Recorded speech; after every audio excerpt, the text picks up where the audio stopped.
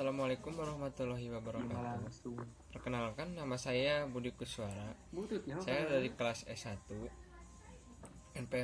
NPM saya 101200231. Di sini saya akan menjelaskan materi tentang berbagai alat strategi. Pertama, di sini ada balance scorecard. Menurut Mulyadi 2025, Balance scorecard adalah alat manajemen pada saat ini yang digunakan untuk mendongkrak kemampuan organisasi dalam melihat ganda kinerja keuangan.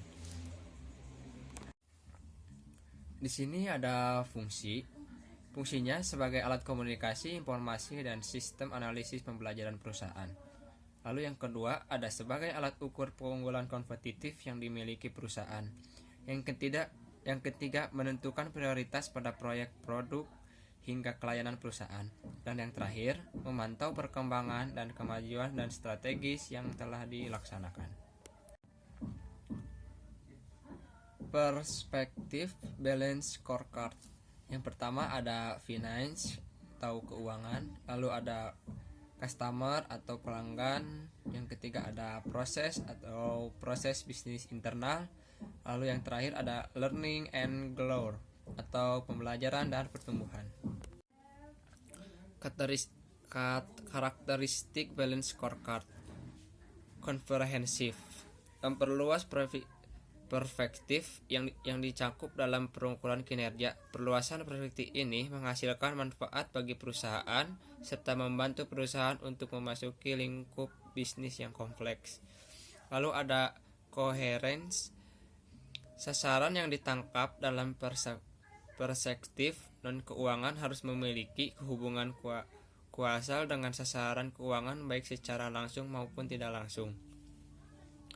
Lalu ada keseimbangan. Bobot keempat perspektif dalam balance scorecard adalah seimbang, di mana perspektif yang satu ini tidak melebihi perspektif yang lain. Lalu terukur. Balance scorecard mengukur sasaran strategis yang sulit untuk diukur. Sasaran strategik di perspektif pelanggan, proses bisnis internal, serta pembelajaran dan pertumbuhan merupakan sasaran yang tidak mudah terukur.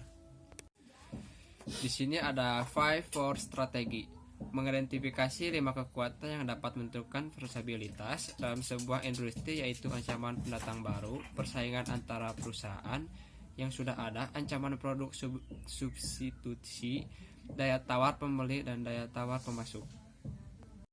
Di sini ada ancaman pendatang baru atau threat of new entrant.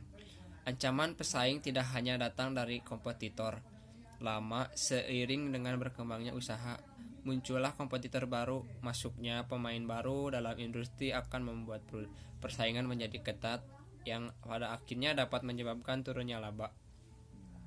Lalu di sini juga ada ancaman produk atau jasa pengganti atau threat of substitution. Adanya produk atau jasa pengganti akan membatasi jumlah laba potensial yang didapat dari suatu industri.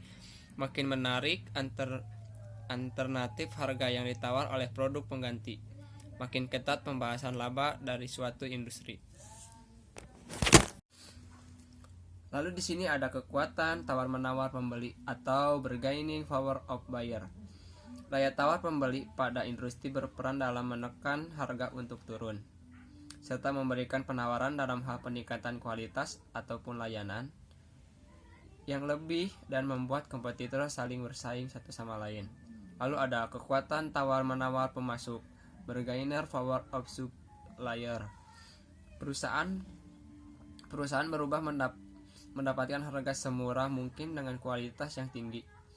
Jika perusahaan memperoleh pemasukan yang demikian, maka perusahaan tersebut akan memperoleh kompetisi yang baik dibandingkan dengan persaingan.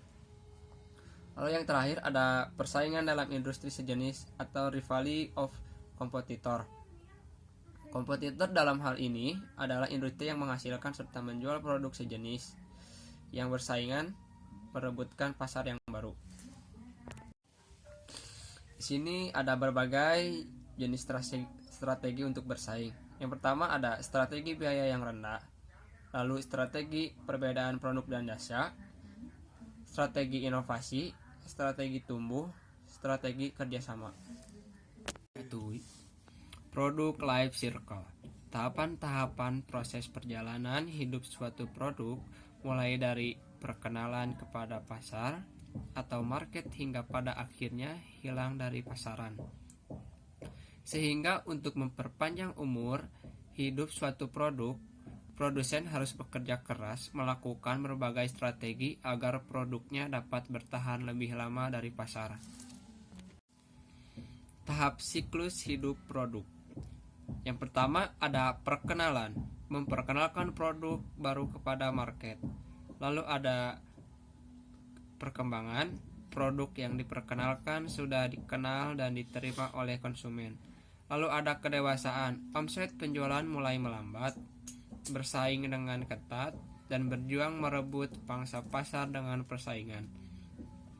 Lalu yang terakhir ada penurunan, penjualan dan keuntungan menurun jika tidak melakukan strategi produk hilang dari pasaran. Ciri-ciri tahap perkenalan. Pertama ada kapasitas produk masih rendah, lalu biaya per unit masih tinggi, omset penjualan masih rendah, cash flow negatif, lalu biaya promosi tinggi, distributor kemungkinan enggan untuk mengambil produk yang masih belum terbukti kualitasnya. Lalu di sini ada ciri-ciri tahap perkembangan. Yang pertama ada memperluas pasar, omset penjualan yang naik signifikan, meningkatkan kapasitas produk, produk mulai diterima oleh pasar, cash flow mulai berubah menjadi positif, lalu pasar semakin berkembang, laba meningkat, persaingan baru mulai bermunculan. Lalu biaya per unit akan turun ke skala yang ekonomis. Di sini ada ciri-ciri tahap kedewasaan. Yang pertama ada kapasitas produk tinggi, lalu harga produk mulai turun, memiliki laba besar bagi mereka yang dapat memimpin pasar, lalu cash flow berada dalam kondisi positif yang kuat, dan yang terakhir ada persaingan yang lemah dan kalah bersaing akan mulai keluar dari pasar. Lalu di sini ada ciri-ciri tahap penurunan. Yang pertama ada pasar menjadi lemah, yang kedua laba menurun secara signifikan, yang ketiga cash melemah, yang keempat kapasitas produk menurun, yang keempat ada pasar menjadi jenuh, dan yang terakhir akan banyak persaingan yang keluar dari pasar.